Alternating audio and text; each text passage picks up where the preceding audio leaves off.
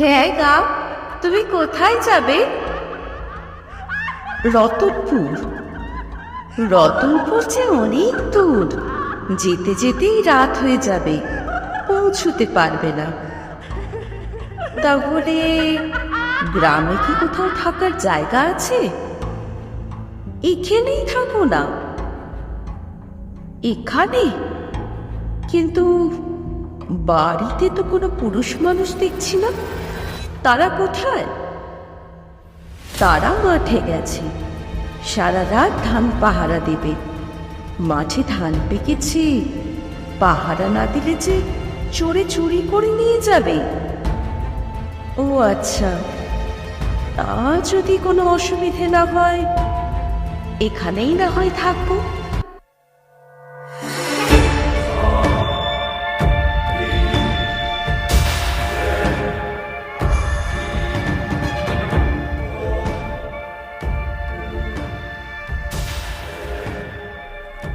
3.3 horror FM, আপনার আমার সবার ভৌতিক আড্ডাখানা।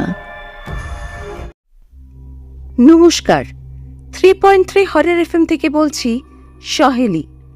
আজ আপনারা শুনছেন সুসাহিত্যিক শরদিন্দু বন্দ্যোপাধ্যায় রচিত ডাইনি কাহিনী কামিনী। পাঠে আমি সহেলি। স্টেশনে ট্রেন থামতেই হ্যাটকোট পরা সুরনাথ বাবু নেমে পড়লেন। স্টেশনটি ছোট, তার সংলগ্ন জনপদটিও বিস্তীর্ণ নয়। ট্রেন 2 মিনিট থেমে চলে গেল।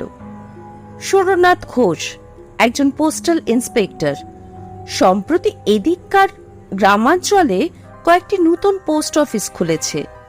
সুরনাথ বাবু সেগুলি পরিদর্শন করতে এসেছেন। ইতিপূর্বে তিনি এদিকে কখনো আসেননি। ছোট সুটকেসটি হাতে নিয়ে তিনি স্টেশন থেকে বাইরে এলেন। সঙ্গে অন্য কোনো লটবহন নেই। সুটকেসের মধ্যে আছে এক সেট প্যান্ট, ধুতি, গামছা, সাবান, দাঁত মাজবার ব্রাশ ইত্যাদি। স্থানীয় পোস্ট অফিসটি স্টেশনের কাছেই। ডাক এবং তার দুইই আছে, কিন্তু সবই শহরের অনুপাতে। একজন পোস্টমাস্টার, একটি কেরানি ও 2 জন পিয়ন। পোস্ট অফিসের পিছন দিকে পোস্টমাস্টার সপরিবারে বাস করেন। বেলা আন্দাজ 11টার সময় সুরনাথ বাবু পোস্ট অফিসে এসে নিজের পরিচয় দিলেন। পোস্টমাস্টার খাতির করে তাকে ভেতরে নিয়ে গেলেন। দুপুরের খাওয়া দাওয়ার ব্যবস্থা পোস্টমাস্টার বাবুর বাসাতেই হলো। মধ্যাহ্নভোজনের পর সুরনাথ বাবু ঘণ্টাখানেক বিশ্রাম করলেন। তারপর আবার ধরাছোড়ো পড়ে যাত্রার জন্য প্রস্তুত হলেন। ইতিমধ্যে তিনি খবর নিয়েছেন যে 3টি পোস্ট অফিস পরিদর্শনে তিনি যাবেন, তার মধ্যে সবচেয়ে যেটি কাছে সেটি 12 মাইল দূরে। কাঁচা পাকা রাস্তা আছে। সুরনাথ তার পিয়নের সাইকেলটি ধার নিয়েছেন। আজ সন্ধ্যার সময় উদ্দিষ্ট গ্রামে পৌঁছবেন। কাল সকালে সেখানকার পোস্ট অফিস তদারক করে সন্ধ্যার আগেই ফিরে আসবেন। তারপর আবার অন্য পোস্ট অফিসের উদ্দেশ্যে যাত্রা করবেন। সাইকেলের পেছনে ছোট সুটকেসটি বেঁধে সুরনাথ তাতে আরোহণের উদ্যোগ করলে পোস্টমাস্টার বললেন, এখান থেকে মাইল 5-6 দূরে রাস্তা দুফাক হয়ে গেছে। ডানহাতি রাস্তা দিয়ে গেলে একটু ঘুর পড়ে বটে, কিন্তু আপনি ওই রাস্তা দিয়েই যাবেন। কেন, বাঁহাতি রাস্তাটা কি দোষ করেছে? না না, ওই রাস্তাটা ঠিক ভালো নয়। সাইকেল করে সুরনাথ বেরিয়ে পড়লেন। কয়েক মিনিটের মধ্যেই তিনি শহরের এলাকা পার হলেন। তারপর অবারিত মুক্ত দেশ। দেশটা বর্ণসংকর, অবিমিশ্র পলিমাটি নয়, আবার নির্জলা মরুকান্তরও নয়। স্থানে স্থানে ঘন বন আছে, কোথাও নিস্তর পাদপ শিলাভূমি, কোথাও নরম মাটির বক্ষ বিদীর্ণ করে রুক্ষ পাথরের ঢিবি মাথা তুলেছে। এই বিচিত্রে ভূমির উপর দিয়ে নির্জন পথটি এঁকে বেঁকে চলেছে। আকাশে পৌষ মাসের স্নিগ্ধ সূর্য, বাতাসে আতপ্ত আরাম। সুরনাথ প্রফুল্ল মনে মন্থর গতিতে চলছেন। মাত্র 12-14 মাইল পথ সাইকেল যেতেই কতই বা সময় লাগবে। সুরনাথের বয়স 40 বছর, মধ্যমাকৃতি দৃঢ় শরীর, মুখশ্রী মোটের উপর সুদর্শন। তিনি বিপত্নিক। বছর 3 আগে স্ত্রী বিয়োগ হয়েছে। আবার বিবাহের প্রয়োজন তিনি মাঝে মাঝে অনুভব করেন, কিন্তু বিপত্নিকত্বের ফলে যে ক্ষণিক স্বাধীনতাটুকু লাভ করেছেন তা বিসর্জন দিতে মন চায় না। তিনি যখন 6 মাইল দূরস্থ পদে দ্বিভুজে পৌঁছলেন, তখন সূর্য পশ্চিম দিকে অনেকখানি ঝুলে পড়েছে। সামনে দুটি পথ ক্রমশ পৃথক হতে হতে ধনুকের মতো বেঁকে গিয়েছে মাঝখানে। উঁচু জমি, তার উপর তাল খেজুরের গাছ মাথা তুলে আছে। হঠাৎ কোথা থেকে ক্ষুদ্র একখণ্ড কালো মেঘ এসে সূর্যকে ঢেকে দিল। চারিদিক অস্পষ্ট ছায়াচ্ছন্ন হয়ে গেল। সুরনাথ পথে সন্ধিস্থলে সাইকেল থেকে নামলেন। আশেপাশে নিকটে দূরে জনমানব নেই। আকাশ নির্মল, কেবল সূর্যের মুখের উপর টুকরো মেঘ লেগে আছে, যেন সূর্য মুখোশ পড়েছে। সুরনাথ একটু চিন্তা করলেন, এখনো 6-7 মাইল পথ বাকি। আধ ঘন্টার মধ্যেই সূর্য অস্ত যাবে। অন্ধকার হবার আগেই যদি গন্তব্যস্থানে পৌঁছতে না পারেন, বিভ্রান্ত হওয়ার সম্ভাবনা আছে। পোস্টমাস্টার বলেছিলেন বাঁহাতি রাস্তাটা ভালো নয়, কিন্তু দৈর্ঘ্যে ছোট, সুতরাং বাঁহাতি রাস্তা দিয়ে যাওয়াই ভালো।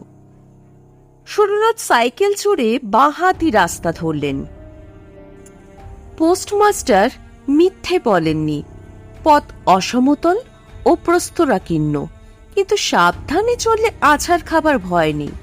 সুরনাথ সাবধানে অথচ দ্রুত সাইকেল চালালেন।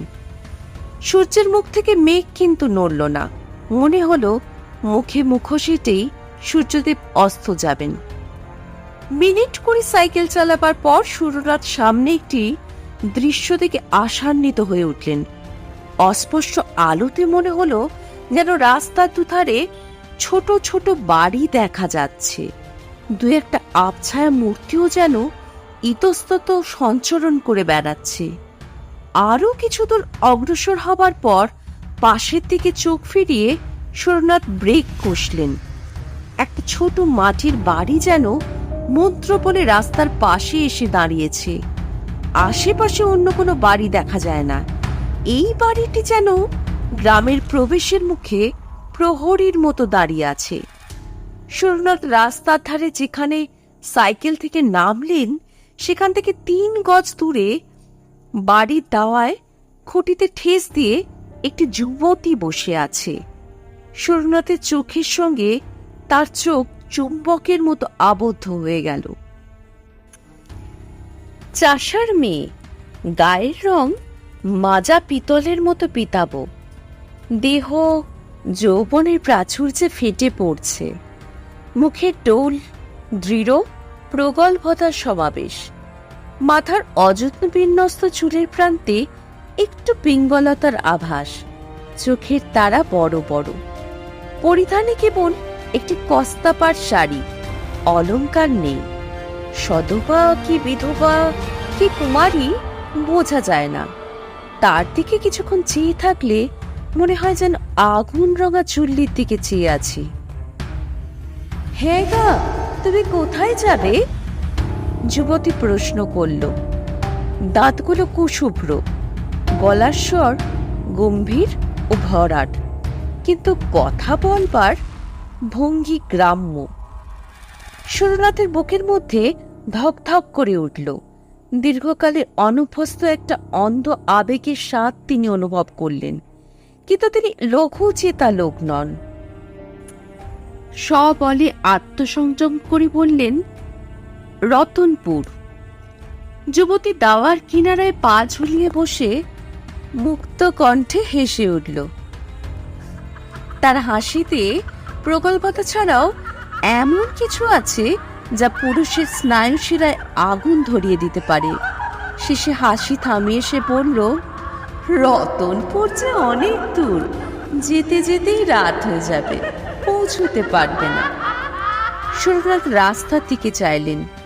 দূর থেকে যে গ্রামের আভাস পেয়েছিলেন, সন্ধ্যার ছায় তা মিলিয়ে গেছে। তিনি উদ্বেগ স্বরে বললেন, তাহলে গ্রামে কি কোথাও থাকার জায়গা আছে? এখানেই থাকো না। সুরনাথ চকিত চোখে যুবতীর দিকে চাইলেন। যুবতীর দৃষ্টিতে দুরন্ত আহ্বান, আরো কত রহস্যময় ইঙ্গিত। সুরনাথের বুকের মধ্যে রক্ত তোলপাড় করে উঠল। তিনি শরীর শক্ত করে নিজেকে সংবরণ করলেন। একটু স্খলিত স্বরে বললেন, বাড়ির পুরুষদের তো দেখছি না, তারা কোথায়? যুবতী দূরের দিকে বাহু প্রসারিত করে বলল, তারা মাঠে গেছে, সারা রাত ধান পাহারা দেবে। মাঠে ধান পেকেছে না, পাহারা না দিলে যে চোরে চুরি করে নিয়ে যাবে। সুরনাথ কণ্ঠের মধ্যে একটা সংকোচন অনুভব করলেন। বললেন, তা যদি অসুবিধে না হয়, এখানেই না হয় থাকবো। যুবতী দর্শনোচ্ছটা বিকীর্ণ করে হাসল। প্রায় অন্ধকারে তার হাসিটা তড়িৎ দীপালের মতো ঝলকে উঠল। সে বলল, তোমার গাড়ি দাওয়ায় ঢুকিয়ে রাখো, আমি আসছি। যুবতী ঘরে প্রবেশ করল। একটি মাদুর এনে দাওয়ার একপাশে পেতে দিল। এক ঘটি জল ও গামছা খুঁটির পাশে রেখে বলল, হাত মুখ ধো, চা খাবে তো? আমি এখনই তৈরি করে আনছি। যুবতী ঘরের মধ্যে চলে গেল। সুরনাথ হাত মুখ ধুয়ে মাদুরে বসলেন। ঘরে প্রদীপ জ্বলে উঠল। আলোর পীতবর্ণ ধারা দাওয়ার উপর এসে পড়ল। বাইরে নিরন্ধ্র অন্ধকার চরাচর গ্রাস করে নিচ্ছে। সুরনাথ বসে চিন্তা করতে লাগলেন। তার মানসিক অবস্থার বর্ণনা অনাবশ্যক। ব্যাৎসরাহত মৃগ বা আগুনে পড়া পতঙ্গের মানসিক অবস্থা কে কবে বিবৃত করেছে? এই নাও, চা এনেছি। চা দিতে গিয়ে আঙুলে আঙুলে একটু ছোঁয়াছুঁই হলো। আমি রান্না চড়াতে চললুম। সুরনাথ ক্ষীণ স্বরে আপত্তি তুললেন, আমার জন্য আবার রান্না কেন?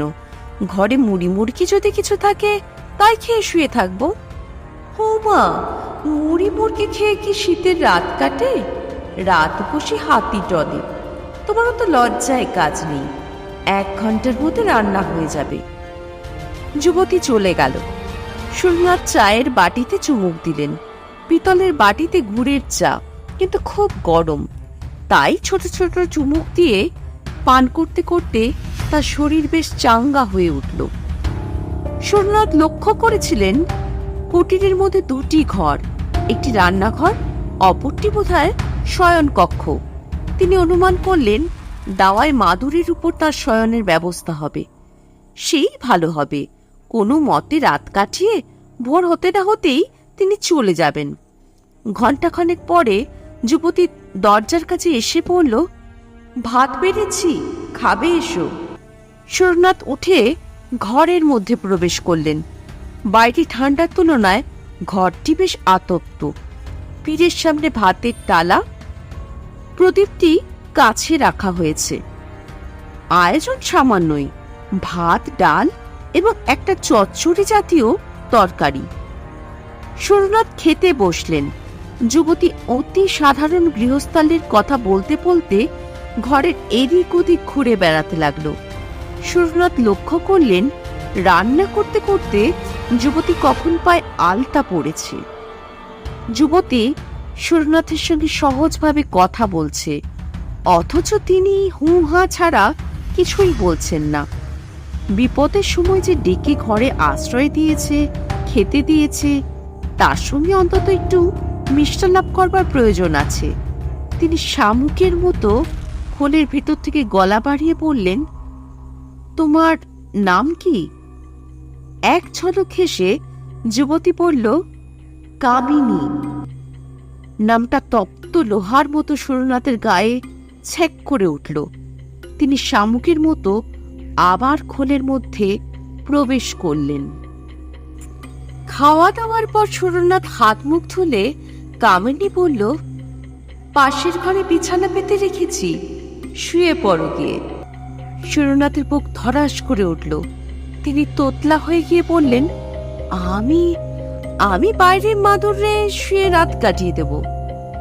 কামিনী গালে হাত দিয়ে বলল, ও মা, বাইরে শুয়ে কি শীতে কালিয়ে যাবে যে, যাও বিছানায় শো গিয়ে। সুরনাথ কথা কাটাকাটি করলেন না। কামিনী রাত্রে কোথা শুবে প্রশ্ন করলেন না। দণ্ডাজ্ঞাবাহী আসামির মতো শয়ন কক্ষে প্রবেশ করলেন। ঘরে দীপ জ্বলছে। মেঝের উপর খড় পেতে তার উপর তোষক বিছিয়ে শয্যা। সুরনাথ সুটকেস এনে জামা কাপড় পরিবর্তন করলেন। তারপর প্রদীপ জ্বালিয়ে রেখেই শুয়ে পড়লেন। চোখ বুজে তিনি পাশের ঘরে খুটখাট ঠুসঠান বাসন কুসনের শব্দ শুনতে লাগলেন। ইন্দ্রিয়গুলি অতি মাত্রায় তীক্ষ্ণ হয়ে উঠেছে। তার মনের উত্তাপ একটি সুদীর্ঘ নিঃশ্বাসে বাইরে এসে উঠল। চোখ বুজে অনেকক্ষণ শুয়ে থাকবার পর তিনি আচ্ছন্নের মতো হয়ে পড়েছিলেন। হঠাৎ চটটা ভেঙে গেল। তিনি চোখ খুলে দেখলেন কামিনী নিঃশব্দে কখন তার বিছানার পাশে এসে বসেছে। তার মুখে বিচিত্র হিংস্র মধুর হাসি। 3 দিন পর্যন্ত সুরনাথ যখন ফিরে এলেন না, তখন পোস্টমাস্টার বাবু উদ্বিগ্ন হয়ে উঠলেন। কেবল সুরনাথ বাবুর জন্য নয়, সেই সঙ্গে পোস্ট অফিসের সম্পত্তি সাইকেলটিও গেছে। পোস্টমাস্টার পুলিশে খবর দিলেন। পুলিশ খোঁজ নিলেন। সুরনাথে যে 3টি পোস্ট অফিসে যাবার কথা সেখানে তিনি যাননি। পুলিশ তখন রীতিমতো তদন্ত আরম্ভ করল। 7 দিন পরে সুরনাথকে পাওয়া গেল। বাঁহাতি রাস্তায় একটিও বাড়ি নেই। সেই রাস্তার পাশে ঝোপঝাড়ের মধ্যে তার মৃতদেহ পড়ে আছে। সাইকেলটা অনতি দূরে মাটিতে লুটোচ্ছে। তার পেছনে সুরনাথের সুটকেস আছে। সুটকেসের মধ্যে কাপড় চোপড়, সাবান, মাজন, ব্রাশ সমস্তই মজুত আছে। কিচ্ছু খোয়া যায়নি। সুরনাথের দেহে কোথাও আঘাত চিহ্ন নেই, কিন্তু দেহটি প্রাচীন মিশরীয় মমির মতো শুষ্ক ও অস্থি চর্মসার হয়ে গেছে, যেন রক্তচোষা বাদুড় দেহটা শুষে নিয়েছে। পুলিশ হাসপাতালে লাশ চালান দিল। পোস্টমাস্টার যখন সুরনাথের মৃত্যু বিবরণ শুনলেন, তখন তিনি আক্ষেপে মাথা নেড়ে বললেন, আহা, ডাইনির হাতে পড়েছিলেন। কামিনী ডাইনি এখনো ও তল্লাটে আছে। মায়া বিস্তার করে বেচারিকে টেনে নিয়েছিল। আমি ইন্সপেক্টর বাবুকে সাবধান করে দিয়েছিলাম। বলেছিলাম বাঁহাতি রাস্তাটা ভালো নয়, কিন্তু উনি শুনলেন না।